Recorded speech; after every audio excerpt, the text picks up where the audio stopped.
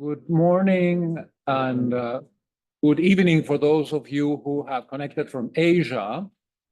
My name is Augusto Lopez Claros. I am the Executive Director of the Global Governance Forum, and you're most welcome to this event, titled The Summit of the Future, an opportunity to rethink our global governance architecture, which is being hosted by the Global Governance Forum and the Baha'i International Community. Indeed, the Brussels office of the Baha'i International Community is where we are gathered.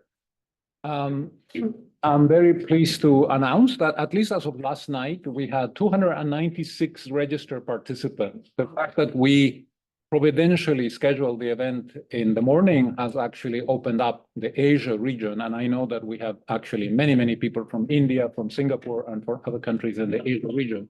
So this is most wonderful. We are going to have a very interactive set of discussions today. There won't be prepared introductory remarks. We'll jump immediately into substantive questions. We have with us Silvana Koch-Mehrin on my extreme right. She is the founder and president of the Women Global Leaders. Women parliamentary or political leaders. Women political leaders. We need both. Yes, absolutely. All connected. It's all connected, exactly. Sandrine Dixon, to my right, is the co-president of the Club of Rome. I see that Maria Fernanda Espinosa is on the screen and she's waving at us. You're most welcome, Maria Fernanda. She is, of course, a former president of the UN General Assembly in 2018, a former minister of Foreign Affairs and Defense in her country, Ecuador, and currently she is executive director of Global Women Leaders for Change and Inclusion. And then Rachel Bayani, to my left, is the director of the Brussels office of the Baha'i International Community. Let me start the discussion by quoting something that President Truman said in San Francisco in 1945, just at the close of the conference where the UN Charter was adopted. And Maria Fernanda has heard this quote before, but maybe some of you haven't. And I just want to share a couple of sentences with you because I think it illustrates a very interesting point. On June 26 of 1945, Harry Truman said, "This charter, like our own Constitution," referring to the American Constitution, "will be expanded and improved as time goes on. No one claims that it is now a final or a perfect instrument. Changing world conditions will require readjustments, but they will be the readjustments of peace and not of war."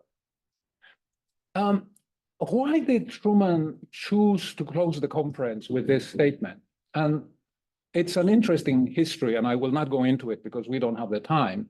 Let me just say in passing that the reason why he felt the need to emphasize that the Charter would be a living instrument was because at the San Francisco conference, 1/3 of the countries, of the 51 nations that eventually adopted the Charter, were very upset at the introduction of a principle in the Charter, which is essentially exempted the big five global powers from the obligations and the principles of the Charter through the power of the veto. And so there was this very intense debate. And in fact, in deference to them and to induce them to adopt the Charter and to sign on, they introduced in the Charter an article, Article 109, which actually allows for the possibility of reviewing the Charter within a 10-year period. It calls for a review conference to re-examine the Charter. And indeed, the implicit promise was, we'll do away with this very questionable principle of the veto. All right. That, of course, has never happened. You know that. And what has happened, however, in the last 80 years is that the world has changed in many important ways. And problems that were not envisaged in the draft of the Charter, like climate change, are now existential risks to our future, right? And so what has indeed emerged is what we call a governance gap. an inability of the existing institutions that we have, such as the UN, the IMF, the World Health Organization, many others, the organizations that are at the center of the way in which we collaborate internationally to confront global problems, they are increasingly unable to do so. And so we have unresolved issues on climate change. We have the problem of what's happening on the nuclear weapons side, poverty, inequality, human rights, the list is long, right? And so often in the discussions that take place around the subject of reforming the United Nations, such as those that are taking place today as we speak ahead of the Summit of the Future, one line of thought is basically, UN reform, that's a non-starter. How can you even talk about it given the very toxic political environment in which we live? Right? And so at the same time, it seems to me, and I hope you will agree with me, I know that many people in the audience do, muddling through, simply hoping that all these global problems somehow are going to sort themselves out, that we're going to discover some kind of miraculous technology which is going to protect us from the calamities of climate change is not an option. It's not an option. To the extent that we don't get our act together, we risk, serious destabilization forces in the future. So that is the background for our discussion about the need to rethink our global governance architecture. And so I will go to Maria Fernanda first. She is from Madrid.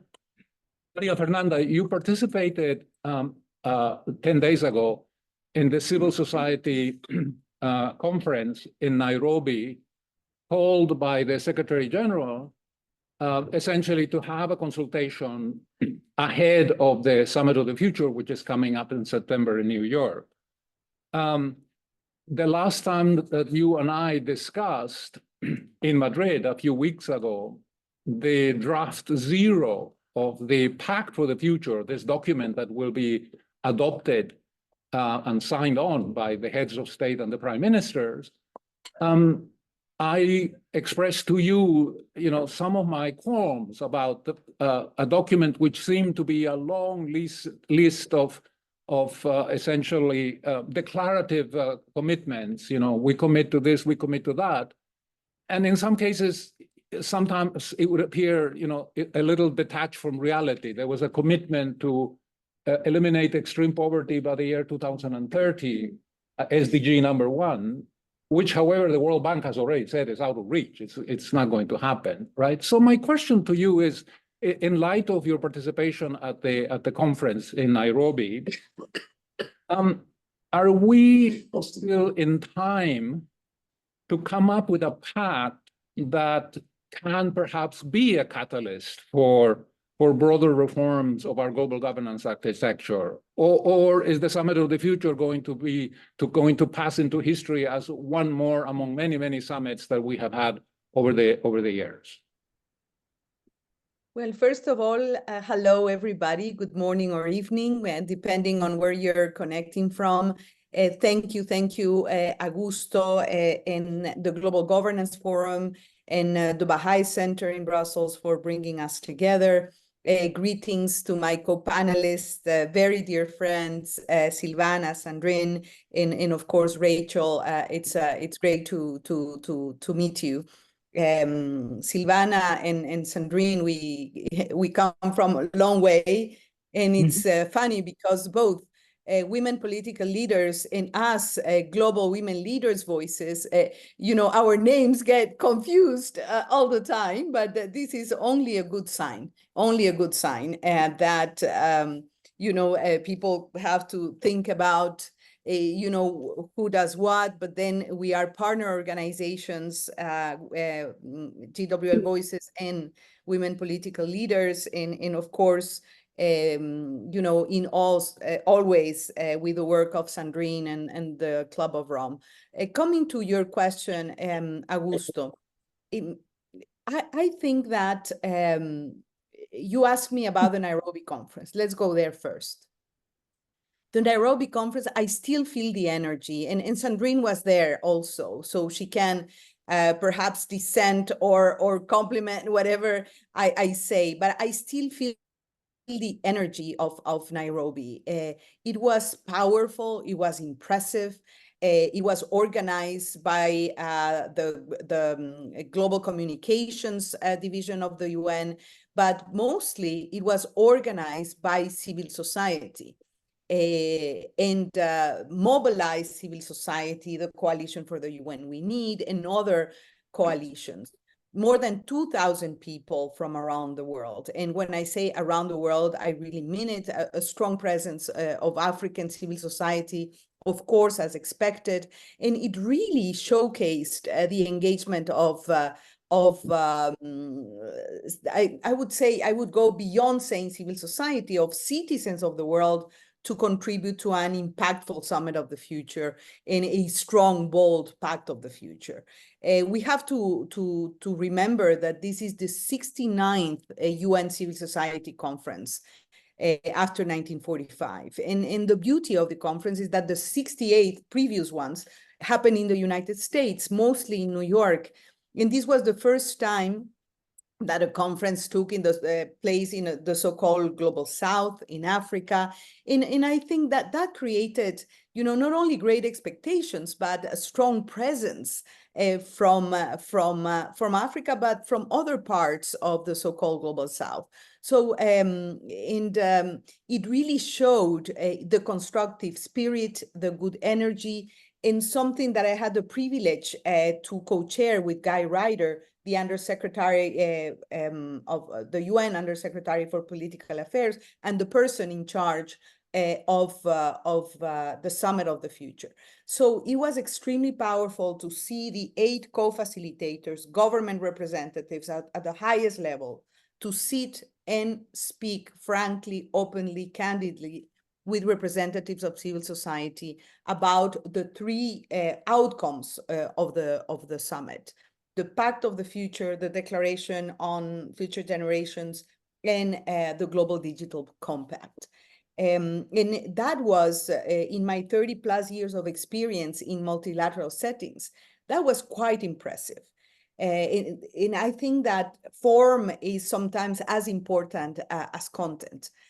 Just to look at this exchange, at this very horizontal, respectful, deep listening mode, I think was very, very inspiring and, brought a lot of hope. And going to the Pact of the Future that you mentioned, yes, there was a zero draft with 246 pages, if I'm not mistaken, that proved, again, I kept saying we should not be afraid of the 240 something pages, because it shows the engagement, the constructive spirit of countries and civil society that want to contribute to build something that is meaningful. So the Summit of the Future does not become one more summit, but something that really is going to change course when we think about UN reform.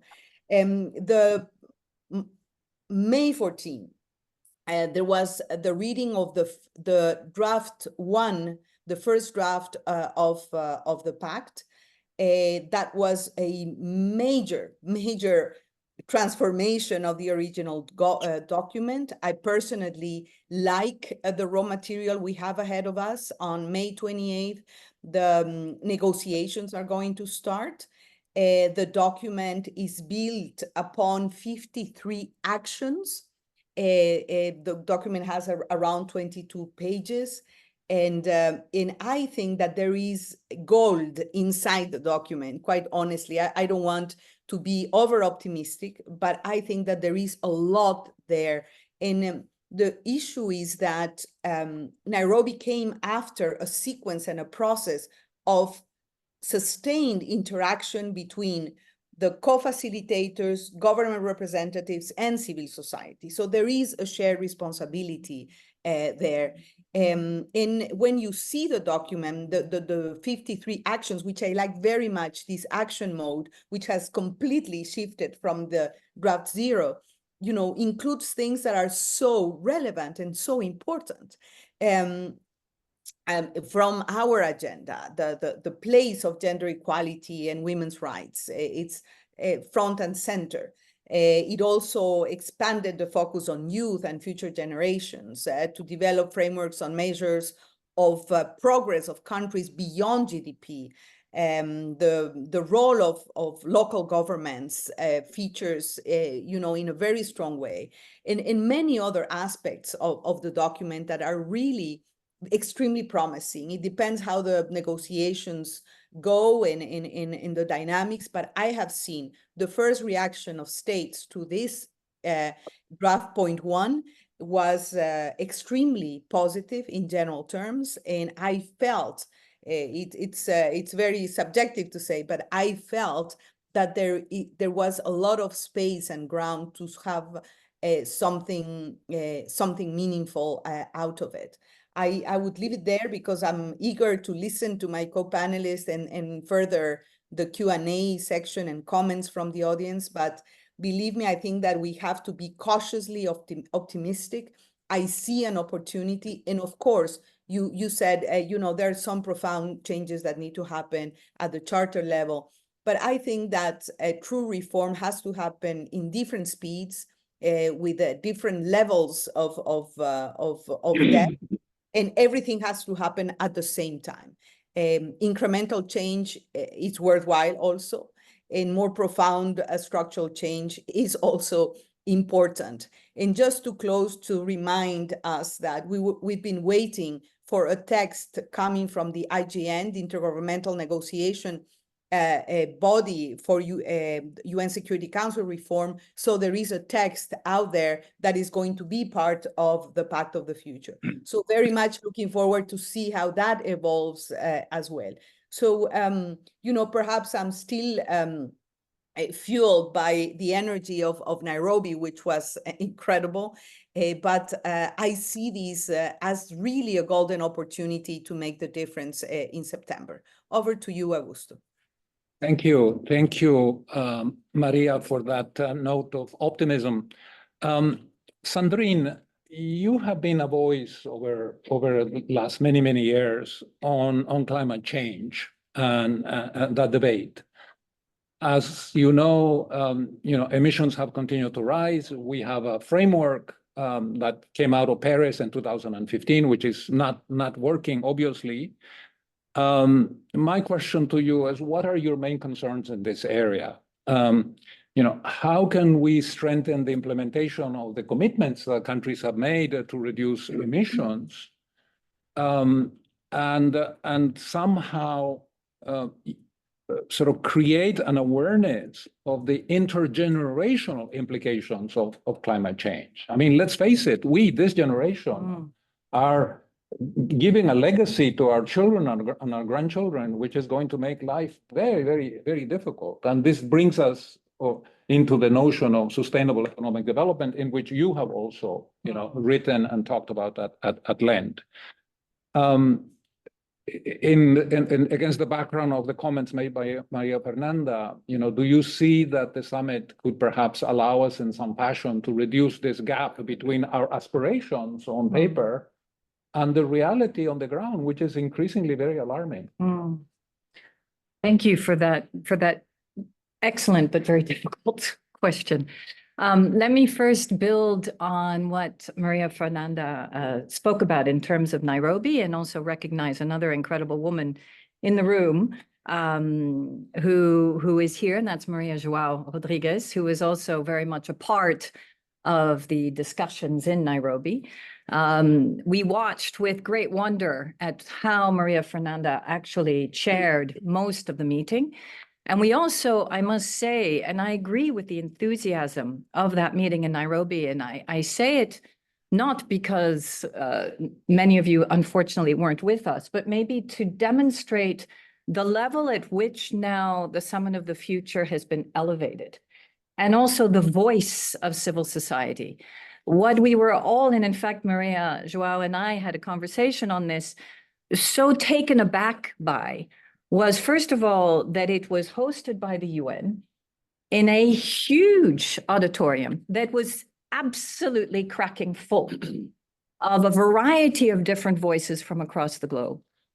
That those voices came out very strongly in a participatory manner and were allowed to really communicate the way in which we should shift the Summit of the Future to a Summit of Action.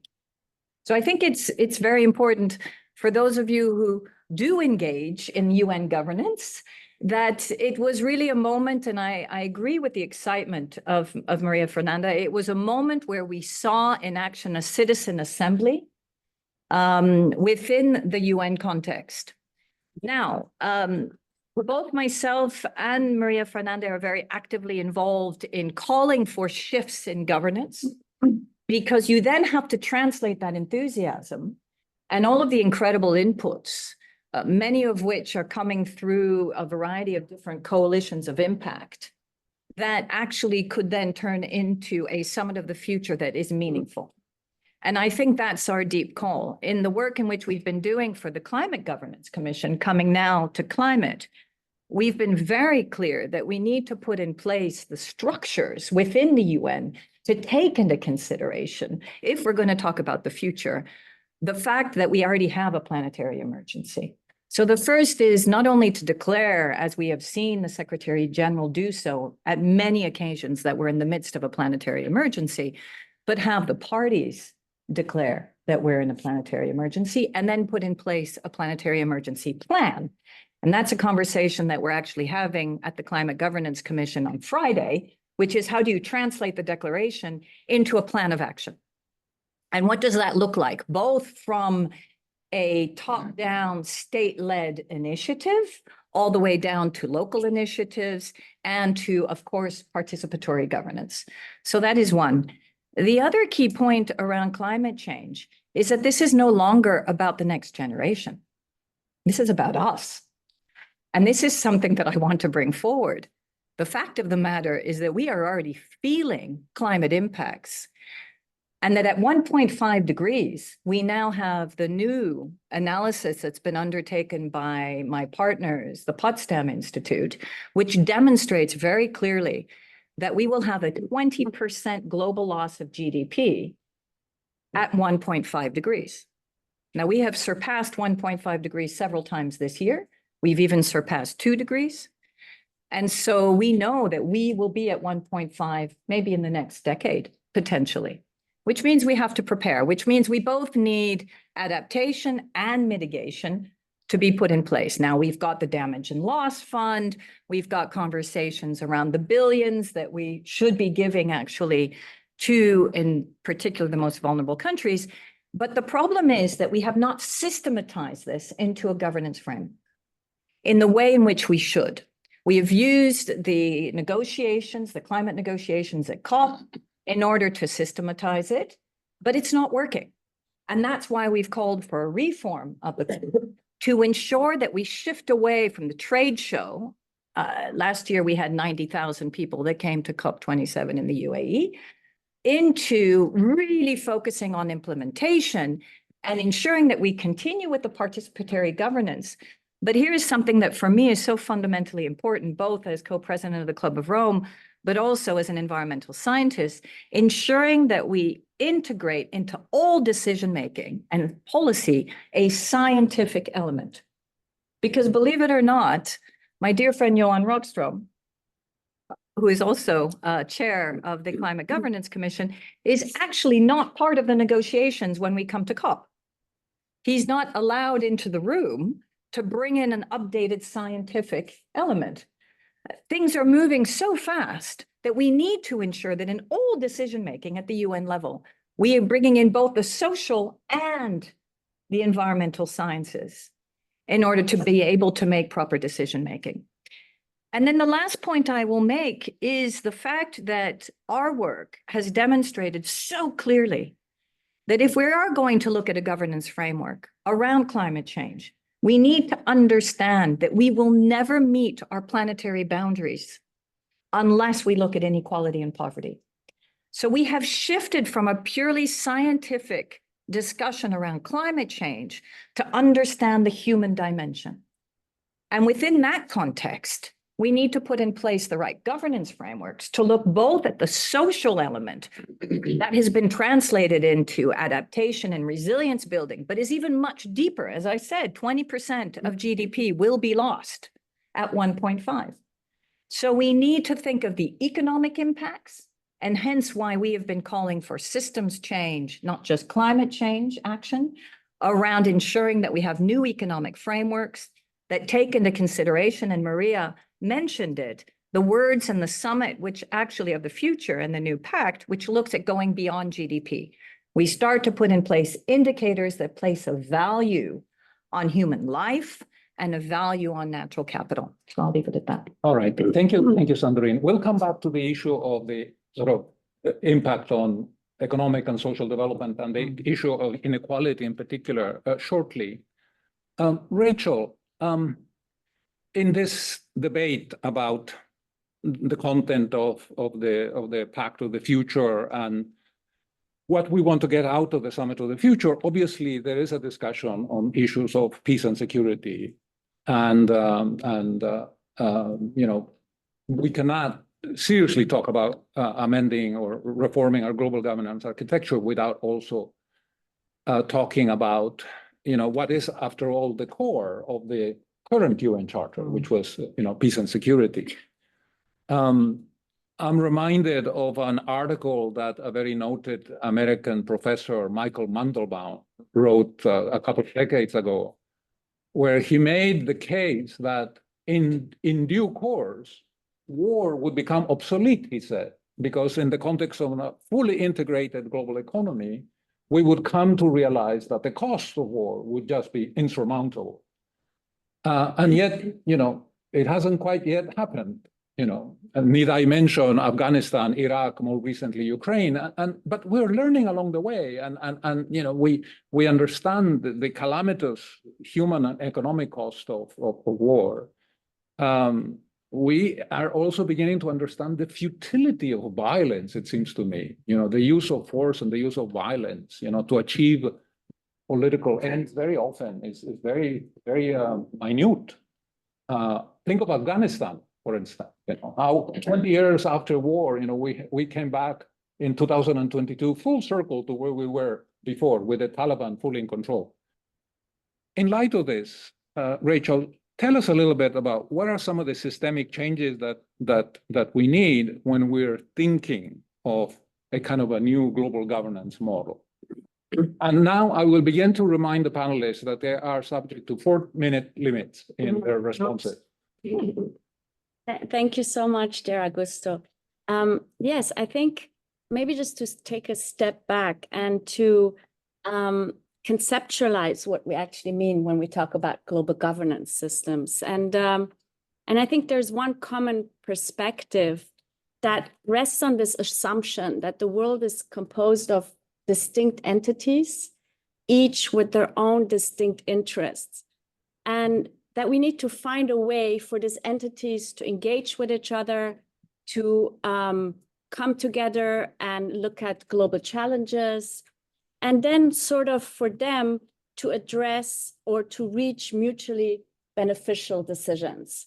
And in essence, this perspective actually views the global governance system as simply a framework for dialogue and negotiation between distinct entities towards mutual benefit. And while bringing nations together to reach decisions is, of course, what we need. And while there's also, as such, nothing wrong with mutual benefit, this perspective actually often fails to challenge some of the deeper assumptions about humanity and about our global interactions.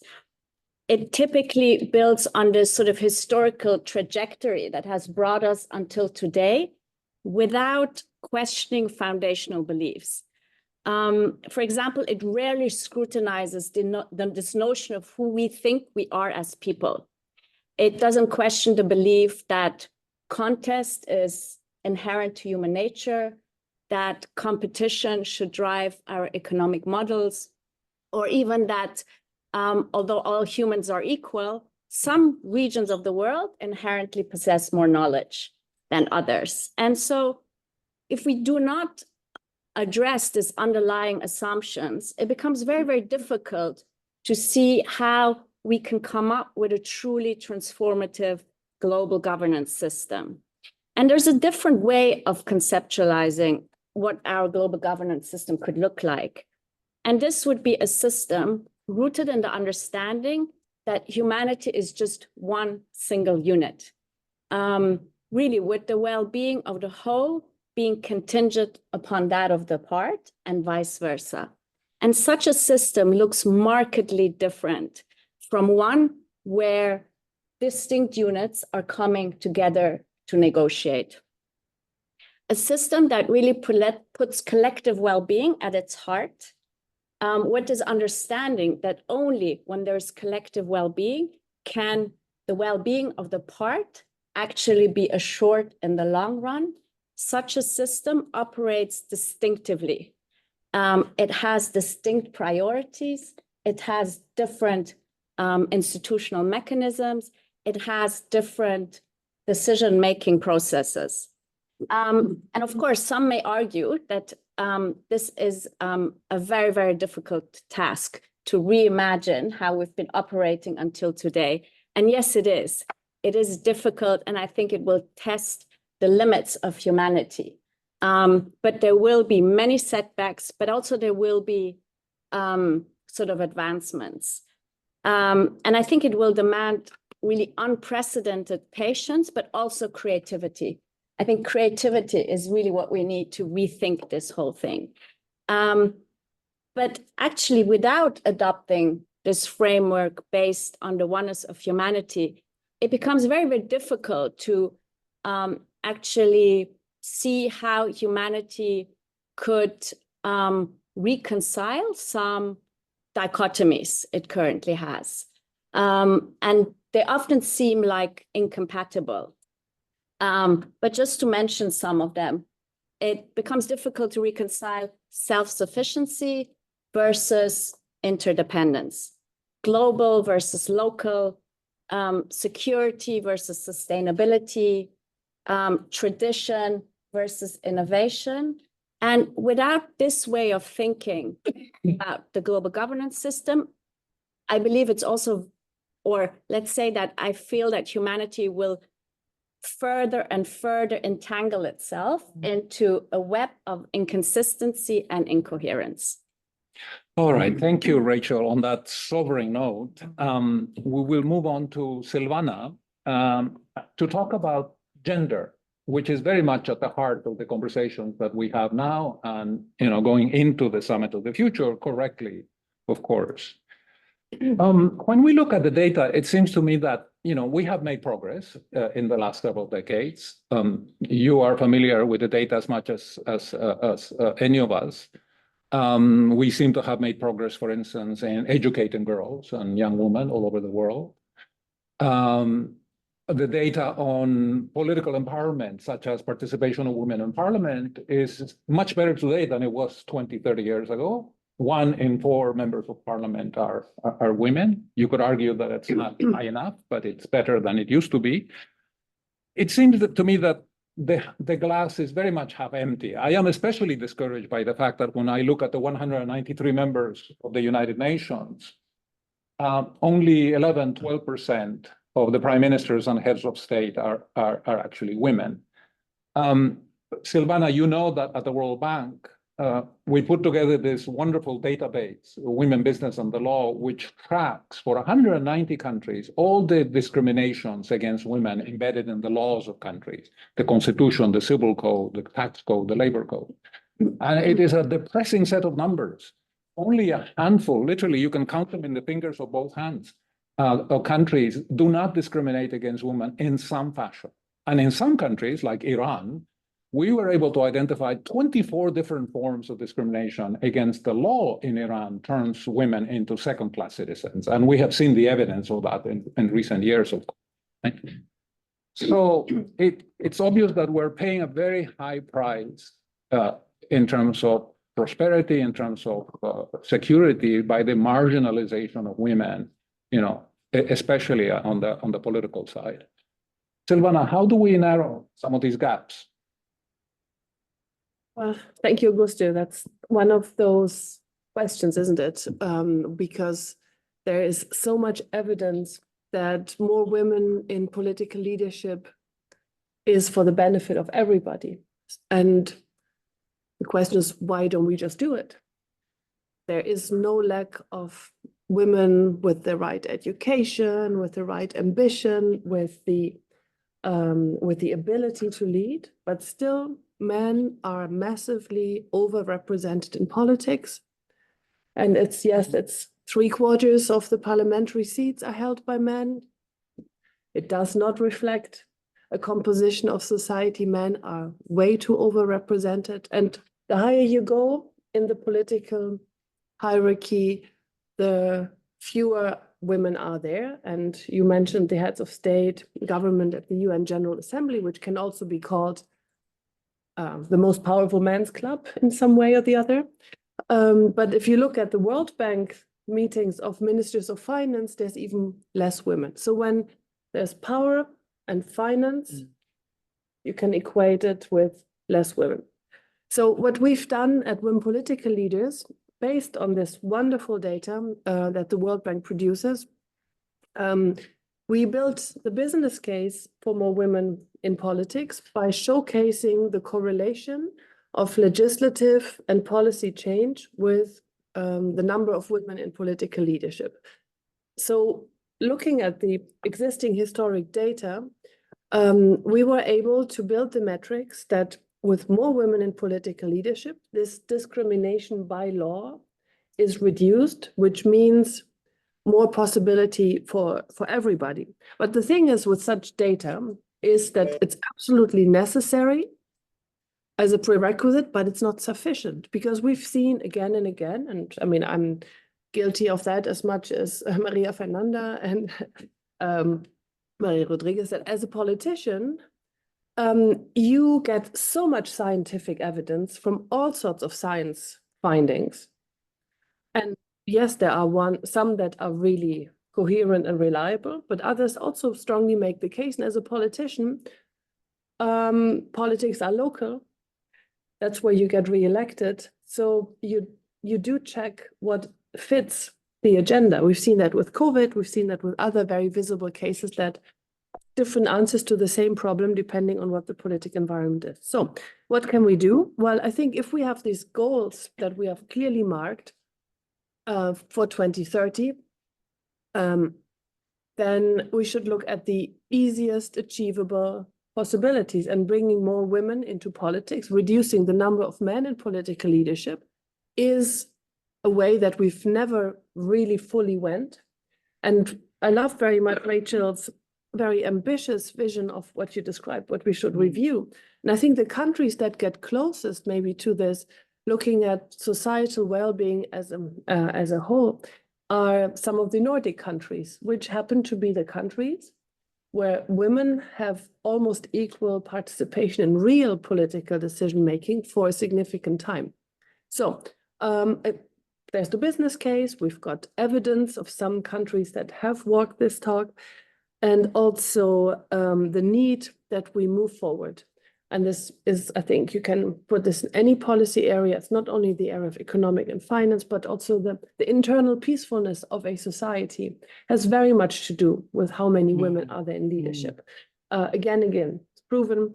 I stop here because what we need to do is just take what's there and what we know that we can do. And it's actually not that difficult. It just means certain groups of society the need to give up power.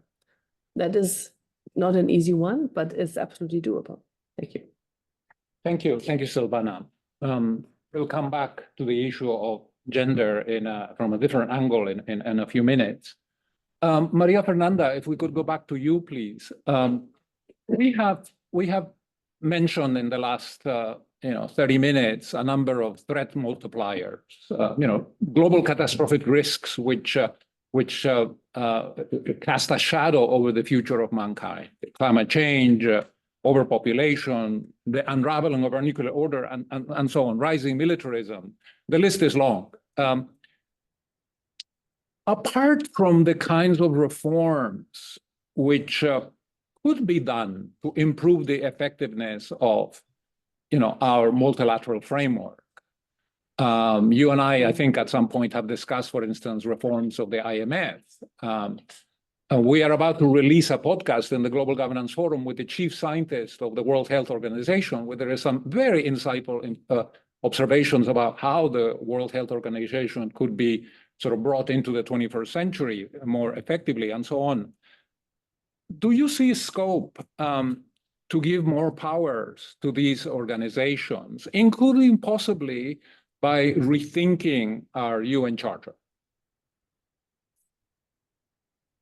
Well, thank you, Augusto. And it was, I knew, I had the intuition, but it was quite a trip to listen to my co-panelist, and I have to say I cannot agree more with them in all aspects and fronts that they have mentioned, including on the need of the redistribution of power. And this is not only about gender equality and women's rights. I think it's in different political spaces and institutions. And Rachel put it so well. It is about reimagining the system. And part of reimagining the system is understanding that we live in a very volatile, multipolar world, where the issue of power has to be at the center, but a rebalance of power is needed, both in the geopolitical sphere, but also in how this power translates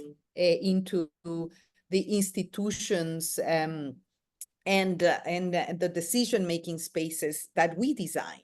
And I think that the only issue where I believe there is worldwide agreement is a reform of the UN is needed to reimagine, to reshape an organization that has to meet, the current and future challenges. And some of them, as Sandrine said it so well, we are in emergency mode, and we should really be better, not only to think that crisis mode is a permanent state now, it's a manifest destiny, and then we have to be able to respond and be resilient and adapt to whatever comes, whether it is a pandemic or a climate shock or a financial shock, and we need to adapt. And I think that basically our institutions should be prepared better,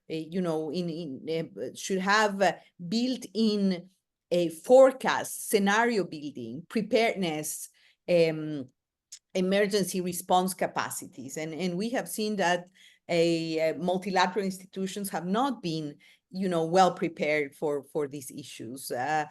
We are thinking this declaration on an emergency, a planetary emergency, I think would help that, from the governance side, we get our act together in a way.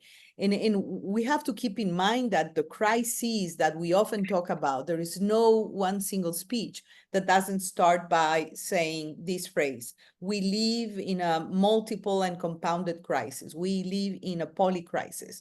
And it's true, but these crises are all human-made, and therefore demand human-made responses. They demand collective action.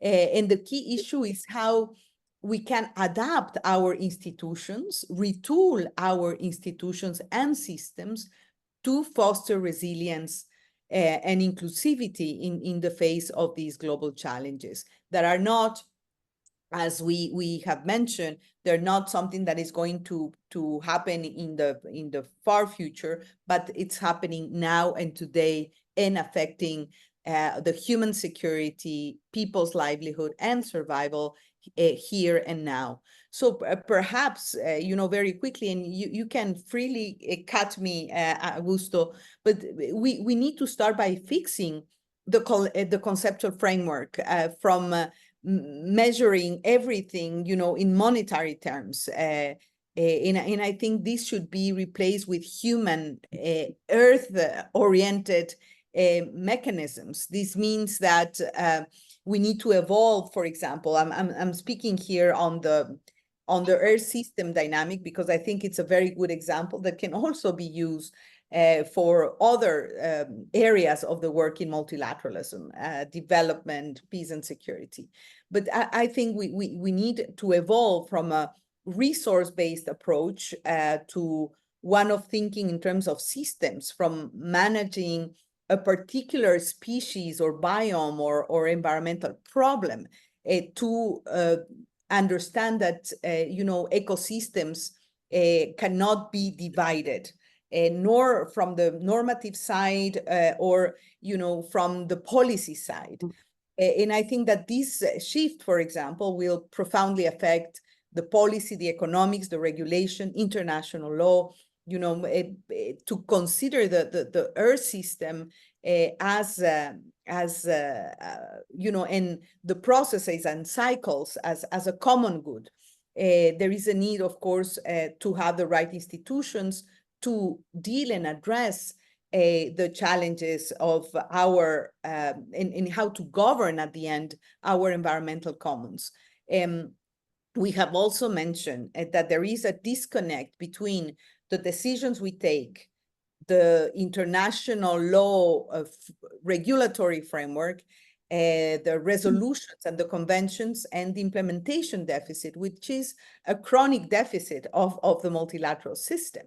And for this to happen, the political will of governments is critical, but also, I would say, the responsibility, the active engagement of civil society, of the corporate sector, they're all equally important. And for that, social ownership and well-informed citizenship for oversight, public awareness raising are crucial for this implementation and accountability deficit. We need, at the end of the day, there are many proposals out there, but a sort of new economics of the Earth systems to go beyond. This exercise is already taking place.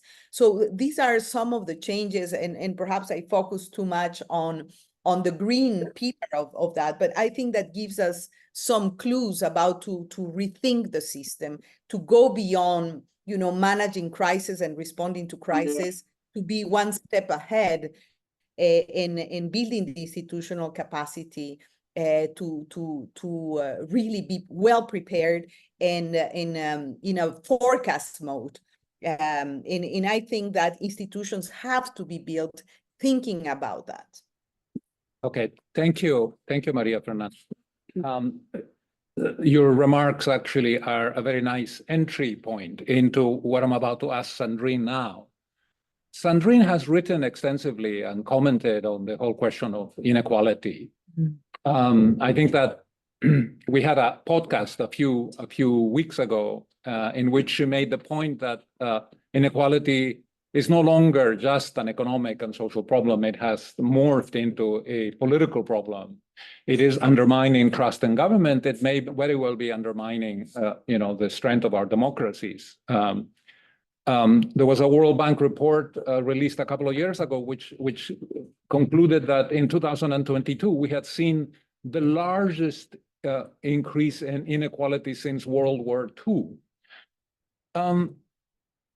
Sandrine, how can these trends be reversed? And is there a role for our multilateral system of organizations, to address more proactively this question of inequality? So I think, first of all, that inequality is also a function of immorality. I'm going to be very clear about that. I think that our societies have become extremely immoral in the way in which we've allowed for an over-financialization of the economy. And let me give you a few examples. We now have an economy that no longer services people or planet for that matter, but it almost never serves the planet. We have shareholder value that is the premise of the economy, which means that you can fire up to 10,000 people and actually your shares go up. And yet you don't take into consideration within the economy all of the unemployment that you've just created. That's a very simple example, but I'll give you another example. The CEO salaries in the United States since 1978 have gone up by 1,460%. okay? Employee salaries have gone up by 18%, and inflation has gone up by at least 20%, if not more.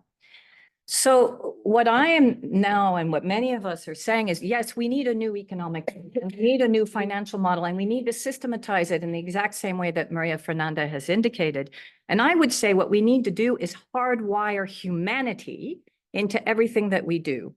Let me give you a little example of what's just happened in this meeting, if I may. First of all, you've chosen 3 women to be on this panel, not because you wanted to fulfill a quota, but because we have the expertise, 4 women online as well, apologies. In this exchange, every single one of us has built on each other's inputs. So from the beginning, we have already showed a sense of collaboration, which you do not see in most exchanges. Bringing women or bringing diversity into geopolitics and governance means that you have a totally different dimension. First of all, it starts from a level of collaboration rather than from a level of animosity and focus on oneself. And I think that's really important, Augusto. We need to realize that hardwiring humanity will then start to unpack all of the systems that have been put in place, which have serviced certain people and a patriarchy that has created that inequality. And so it's not just about words, it's about action. It's about the way in which we engage in society, we as economists, we as scientists, we as government leaders, and the way in which we hardwire that humanity across every single discussion that we have, because it is the only way that we are actually going to meet our 21st century challenges. We know what we need to do. We've just presented last week GDP +3, which is a new report to the European Commission looking at new indicators that go beyond growth. We have the well-being economies that have demonstrated that through COVID, they actually were the strongest economies because they have buffered productivity. We have the ESG companies and funds that, by the way, again, during COVID demonstrated that they were the largest growth funds because they buffered their value chains because they actually took into consideration environmental impacts, social impacts, and governance impacts.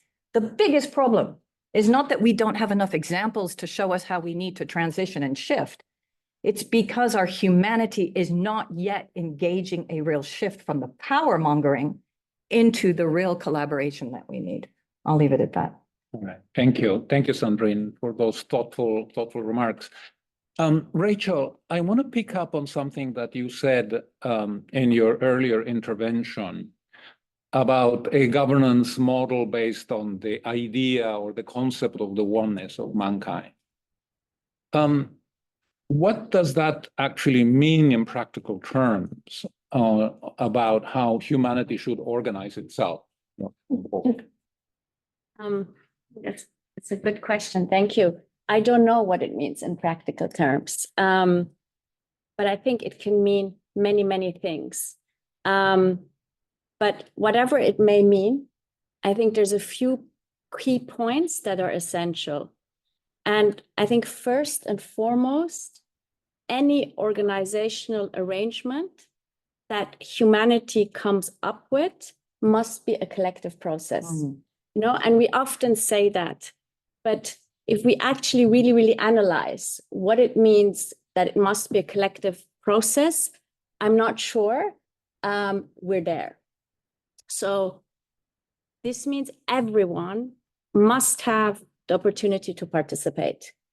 And it also means that models that do not emerge from this collaborative effort or sort of that are the product or the making of a few to which then others are asked to sign on to, those will not be able to address the needs of an interconnected world.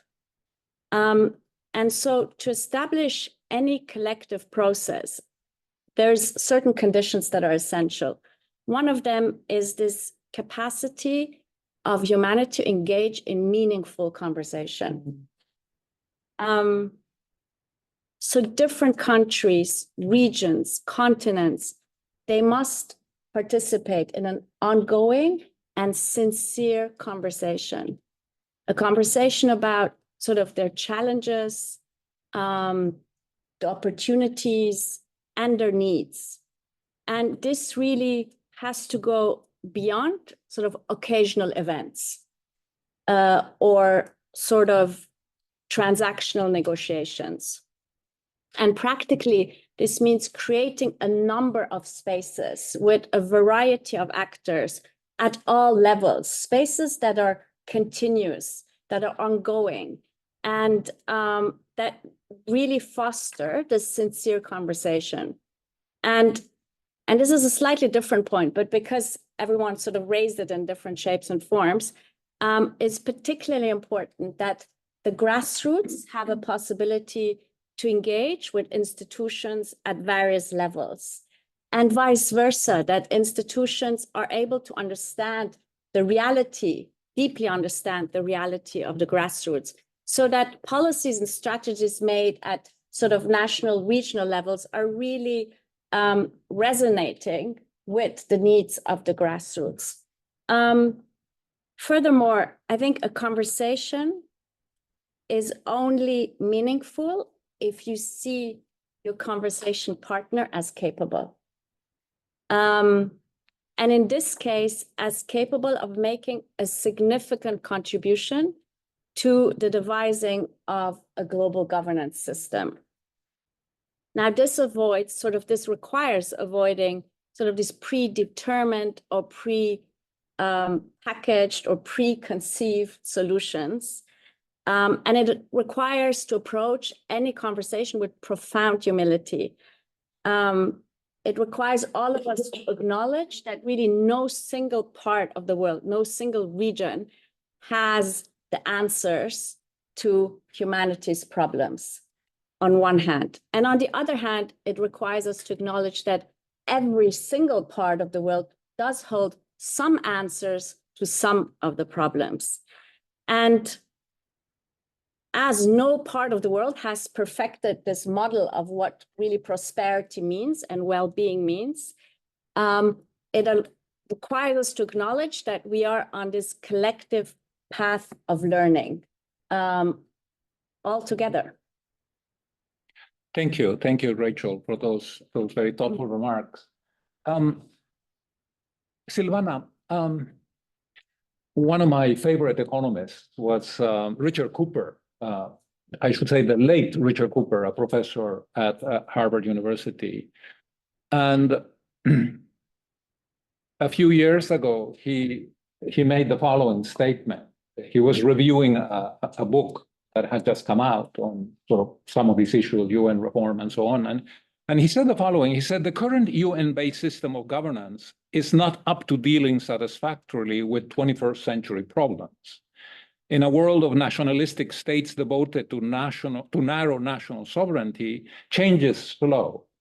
And then he went on to make the point that basically young people today are much more at ease with the concept of the need for international cooperation. I'm sort of remembering that although today, I think 2/3 of citizens in the United Kingdom regret leaving the European Union, in 2016, when the Brexit referendum took place, the overwhelming majority of young people voted to stay, right? So that says, I think, a great deal. So my question basically is, are the solutions to many of the problems that we are discussing perhaps ultimately in the hands of young people? And if so, can we afford to wait? Mm-hmm. Well, we definitely can't afford to wait. That's I think, the very straightforward answer, because what you said, Sandrine, is like climate change is not a problem for the next generation. It's one for us, and we need to work on this now. And I think, and this might sound a bit surprising, I think technology can be very much on our side, especially younger generations. They're so at ease to communicate across continents, across borders, and they're so open to be participating in many things.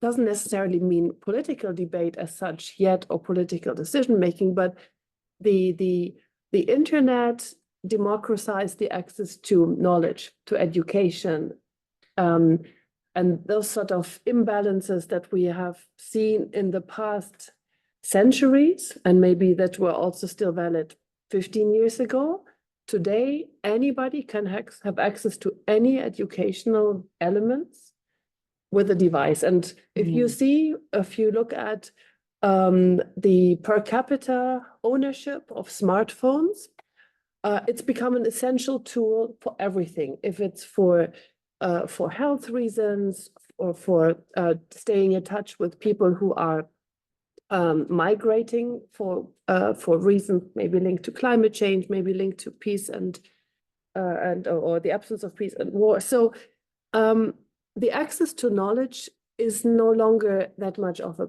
barrier, and the willingness to participate, I think, there's people from Asia, from Africa we're sitting here in Brussels, but in the audience, and the populations there are so much younger, right? Here in Europe, we are compared a very old continent, increasingly old. So what I'm trying to say is that the urgency of bringing in the groups that are currently not represented in the governance systems, but which have the access to knowledge, which have the hunger, the ambition to be part of the future world, is a different one than when it was maybe 50 years ago, where youth needed to get organized in a different way. So, but of course, we all know that systems are very difficult to change and difficult to move, and but we have the opportunity with the collective recognition of we have problems. I mean, that's already a step, right? That we collectively recognize that with the decision on SDGs. And then we also recognize increasingly so that the decision makers are not representing the people that they are deciding for in a good enough way. But we also need to recognize that the systems as we have them now are not the ones that the people that are currently underrepresented in are willing to enter, because it's something that they connect with the old way of doing things the wrong way. Let me finish with that point. Women Political Leaders is part of the leadership of an action coalition that UN Women formed on leadership and feminist movements, and there was very strong voices from the younger women's organizations, the young feminist voices, for example, to not bring in certain other members because they said no, they stand for the old world, and we need to think more radical in ways of how will the new collaborative world look like. And I thought this is a painful process, but I really appreciated that they were so straightforward in saying we need to be clear on there's more radical change needed than an adjustment here or an adjustment there. Thank you, Silvana. Maria Fernanda, you have your hand raised. I will give you now the opportunity to say something, whether in the context of the last question or some closing thoughts. Please go ahead. In basically many of the questions saying, why is it that if we all benefit with equality and inclusion and fairness and deep democracy, why is it that the systems are not working? And I would like to repeat something that I think we all share. It is about the need to renegotiate power and privilege, the need to rethink about what a common good means as opposed to national interest or individual interest. So I think that there is an effort in many fronts and ways to really change the narrative so we can change the institutions and improve the governance, the grand narrative for systems change. And I really like what our colleague mentioned about the need for global ethics to govern our commons and in a human-centered response. This is part of the grand efforts of the grand structural approaches in the theory of change for global governance, and the issue of trust in between. And I'm glad that he brought the issue of mistrust and lack of confidence in the existing systems, in the existing institutions, in the existing democracies, because that's a very critical issue. But at the same time, when we design this grand narrative, I think that perhaps we have to do a parallel effort to look at these incremental changes, at these improvements in the system we already have. There are a myriad of proposals, but very specific issues: how to revitalize the power of the UN General Assembly, how to tackle and address the implementation deficit of the resolutions, what is the right balance between the Security Council and the General Assembly. We have seen the General Assembly, really delivering on the most urgent and critical things when there is a deadlock in the Security Council. I mean, these are issues that can, and deserve a closer look. How to improve the way we take decisions in the multilateral space. How is it that, how to bring in dissent in a way that doesn't affect the majority of the will, through, for example, the idea that consensus is not unanimity and the decision-making modalities. How is that we make sure that there is a mechanism, a built-in mechanism to bring the voices of civil society to the discussion and negotiation processes of the most important things, and avoid doing the modalities resolutions, each time renegotiate, because we don't have a built-in mechanism, and so many other incremental changes that are going to make the difference. So these two speeds of the mega grand transformations and the small steps, the incremental improvements, have to happen at the same time. And I won't go into the details. Just one sentence about the very contentious negotiation regarding how much to put climate in the Pact of the Future. Some member states have said, climate is the Conference of the Parties, is the UN Convention on Climate Change. That's where it should all happen. Others say, and I strongly believe, that climate is a defining issue of our times, and that should be prominently featured in this new roadmap for the future of the UN. But this is the discussions that are taking place as we speak, and are going to restart on the 28th of May, when this Rev 1 version of the Pact of the Future will be discussed. Yeah. Over. And thank you again for these very, very fruitful conversation. Thank you, Maria Fernanda. I would like to thank everybody for this excellent conversation we have had today. I would like to thank our panelists in particular. One of the themes that has come up repeatedly over the last couple of hours reminds me of something that Amartya Sen wrote 20-some years ago. Amartya Sen, great economist, Nobel laureate, moral philosopher. And this was in reference to human rights, but I think that his comment applies across the whole range of issues that we have discussed today. He said that unless there is an agency that can deliver to people the rights which have been identified in such documents as the UN Charter, the Universal Declaration, then human rights are just heartwarming sentiments. They are things that we say to each other to make each other feel good, but in fact, the reality on the ground is quite terrible, as you know, in the human rights area, right?